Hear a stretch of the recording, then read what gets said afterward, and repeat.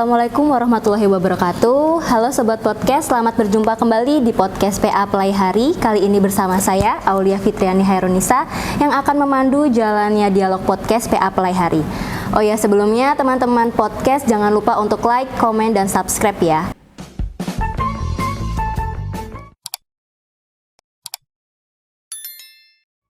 Jadi untuk episode kali ini kita akan membicarakan tentang topik yang lagi viral, yaitu tentang kasus salah satu artis top Indonesia yang ceritanya ini lagi hangat dan trending topik di mana-mana, yaitu tentang KDRT atau kekerasan dalam rumah tangga.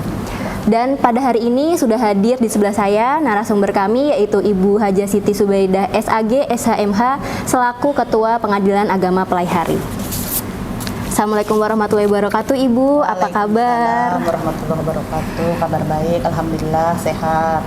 Baik, Ibu, kita akan membahas tentang topik KDRT atau kekerasan dalam rumah tangga yang seperti kita ketahui, KDRT ini menjadi perbincangan yang hangat karena ada kasus dari artis top Indonesia, yaitu terkait perselingkuhan dan juga kekerasan fisik, Bu, yang membuat netizen Indonesia ini gemas, kesal, sama deg-degan, Bu, sama khawatir tentang kepercayaan kesetiaan pasangan masing-masing. Nah, tentunya ini juga ada kaitannya dengan tupoksi pengadilan agama ya, Bu ya, yaitu karena KDRT ini nanti akan berujung menimbulkan gugatan perceraian. Betul.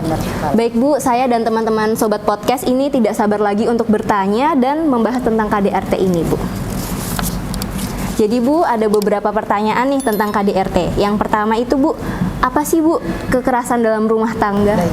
Kekerasan dalam rumah tangga di negara kita itu diatur dalam Undang-Undang Nomor 23 Tahun 2004, yaitu Undang-Undang tentang penghapusan kekerasan dalam rumah tangga. Yang dimaksud dengan kekerasan dalam rumah tangga ini adalah domestic violence, artinya itu kekerasan yang berbasis gender dalam ranah personal.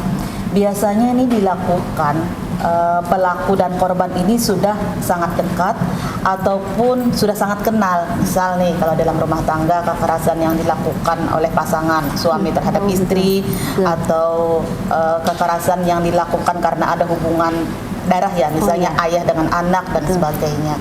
Jadi itu kekerasan itu ancaman atau kekerasan yang dilakukan oleh pelaku kepada korban. Oh, betul.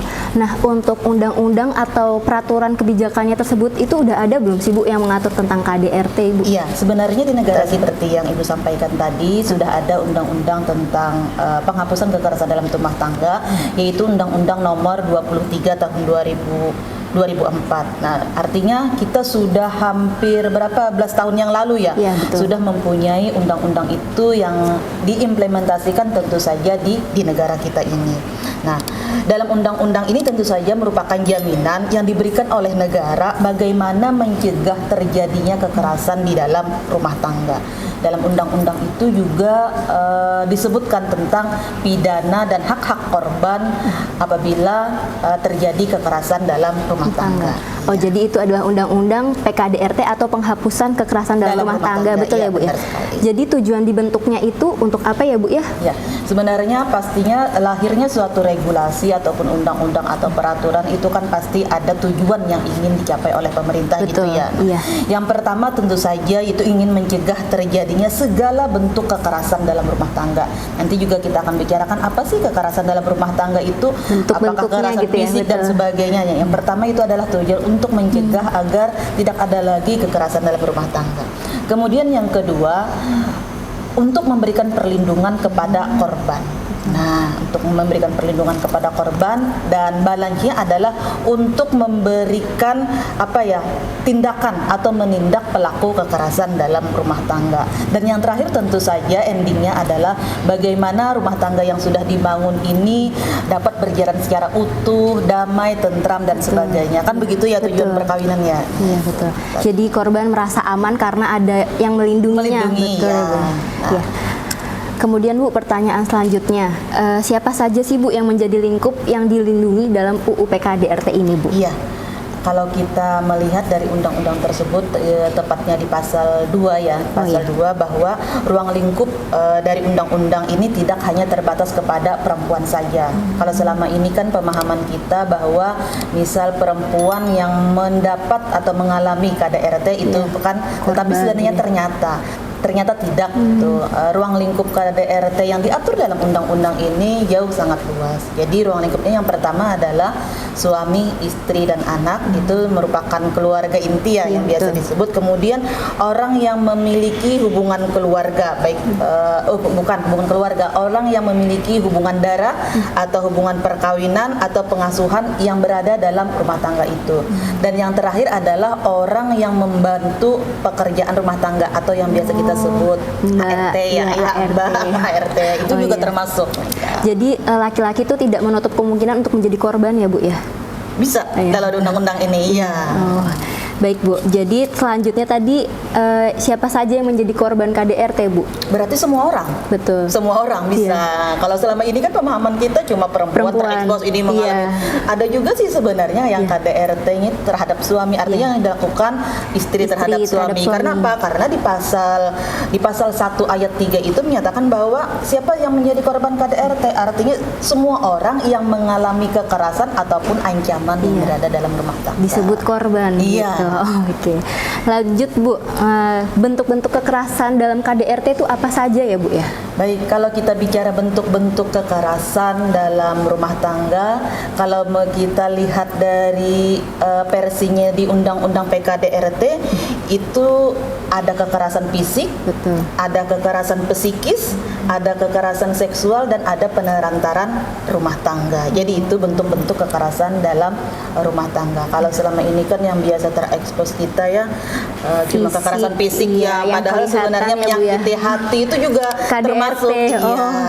Jadi teman-teman hati-hati dalam berucap ya, karena itu KDRT juga. Kemudian Bu, apakah korban KDRT itu memiliki hak sebagai korban Ibu? Iya. Di dalam Undang-Undang PKDRT itu sesuai dengan tujuannya tadi, dia salah satu tujuannya adalah memberikan perlindungan kepada korban. Maka di pasal 10 dapat kita lihat hak-hak apa yang dimiliki korban ketika mengalami KDRT.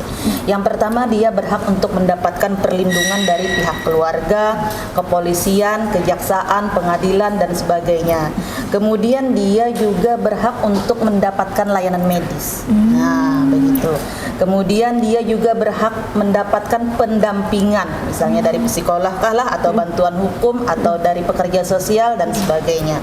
Kemudian dia juga berhak mendapatkan bimbingan rohani. Nah, jadi itu banyak sekali hak-hak korban. Karena kadang korban tuh trauma ya Bu ya. Trauma dan takut biasanya kan, karena bagian dari KDRT ini ketika kita menceritakan itu orang lain itu kan dianggap sebagai aib dalam rumah tangga kan, biasanya begitu, sehingga korban ini menerima saja perlakuan kekerasan dalam rumah tangga.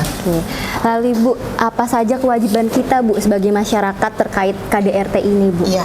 Baik, tentu saja kita sebagai masyarakat yang pertama sesuai dengan tujuan dari Undang-Undang Perkawinan, yang pertama kita adalah wajib untuk mencegah terjadinya kekerasan atau tindak pidana dalam rumah tangga tadi. Kemudian yang kedua, kita juga wajib memberikan perlindungan kepada korban. Sebagaimana hak korban tadi ya, dia berhak untuk mendapat perlindungan dari keluarga. Apalagi kalau kita keluarga, nah kita wajib memberikan perlindungan kepada korban itu. Atau juga kita berkewajiban untuk memberikan pertolongan darurat, misalnya terjadi apa ya kritis atau apa, nah kita wajib memberikan perlindungan.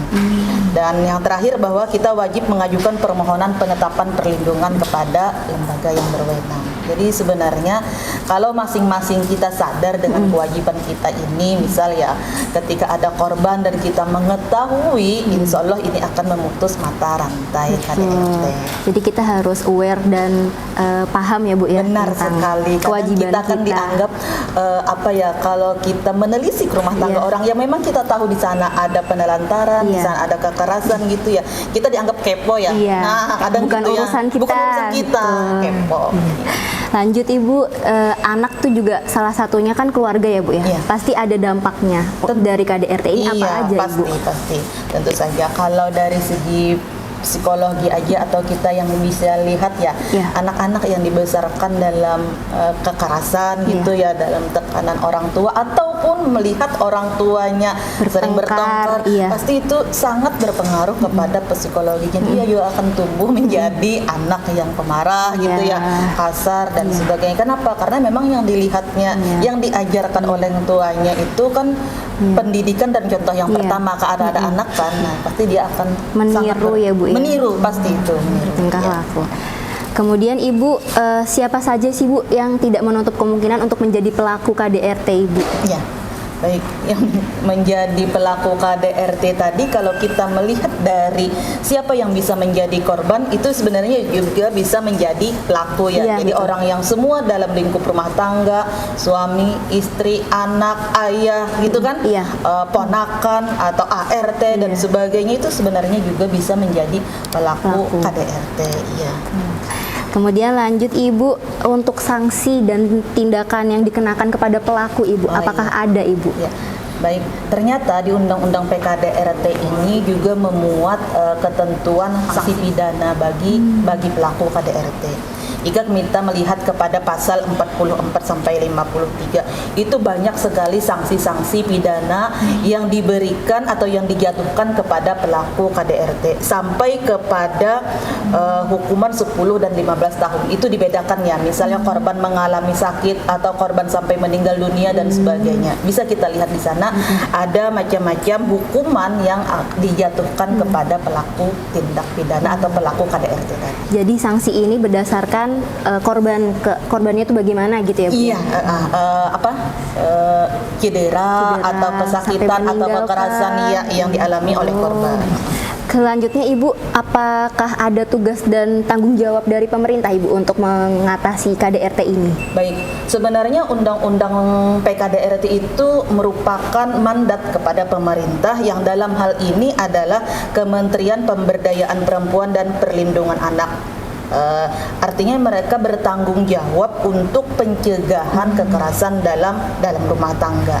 Jadi sebenarnya pemerintah sudah melaksanakan kewajibannya ya dengan membentuk suatu institusi tadi, yaitu Kementerian Pemberdayaan dan Perempuan dan Perlindungan Anak tadi. Bagaimana supaya kekerasan dalam rumah tangga ini dapat dicegah atau tidak terjadi lagi Dan dapat diatasi dan dapat tentunya, Bu, diatasi, ya. benar.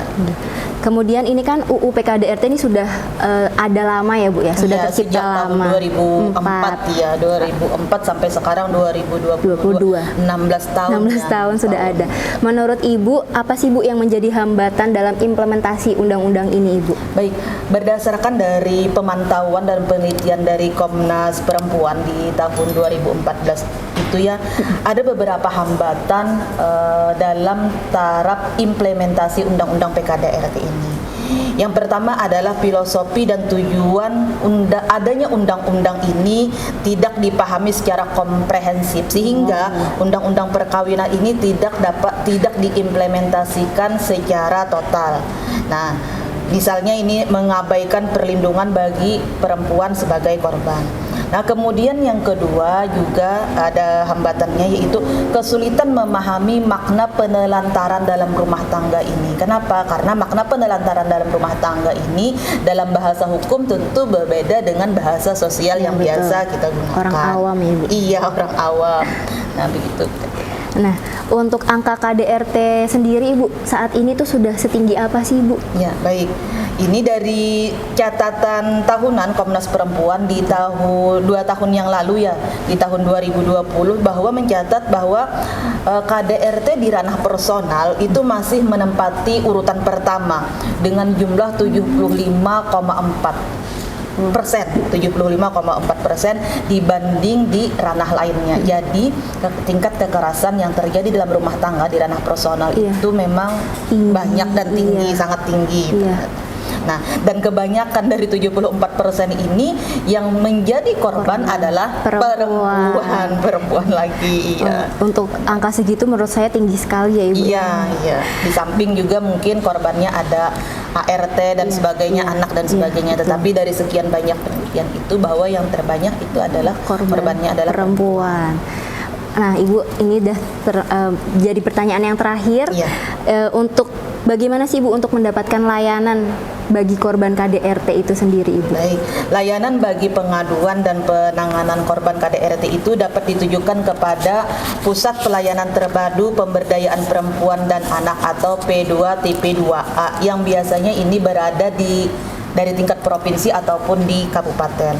Nah, Pusat Pelayanan Terpadu inilah atau P2TP2A ini merupakan koordinasi langsung di bawah Kementerian Pemberdayaan Perempuan dan Anak tadi. Jadi misal nih untuk mendapatkan layanan atau pendampingan atau perlindungan yang korban tadi bisa datang ke P2TP2A di kabupaten setempat.